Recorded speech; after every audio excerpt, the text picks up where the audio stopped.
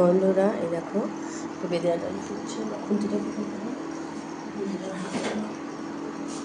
এই যে হাতটা এই যেহেতু পেঁপে এই দেখো এই যে পেঁপেটাকে কেটে দিলাম, যেহেতু পেঁপেটা সিদ্ধ আমি আর করে নিয়েছি তো বেশি আর ফুটাবো না, আর একটুখানি ফুটলেই বন্ধ করে দেবো, তাহলে পেঁপে একদম পুরো গলে ভূত হয়ে যাবে, বুঝছো? আর লঙ্কাগুলো পরে ঢেলে দেবো।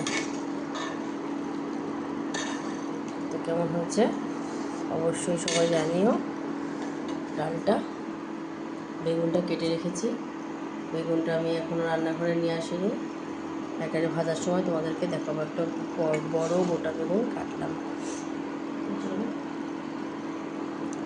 আমি এখন কি করব, এই যে ডিম, ওদের দুটো ডিম এক থালি আছে, দুই 4টে ডিম, আর এটা একটা মামামের জন্য 5টা ডিম আমি সেদ্ধ করব। তার সাথে একটু গুঁড়ি আলু দেবো, কারণ রাত্রে আবার রুটির সাথে আলুর দম নেবে। তো চলো বন্ধুরা, টাটা, বাই বাই।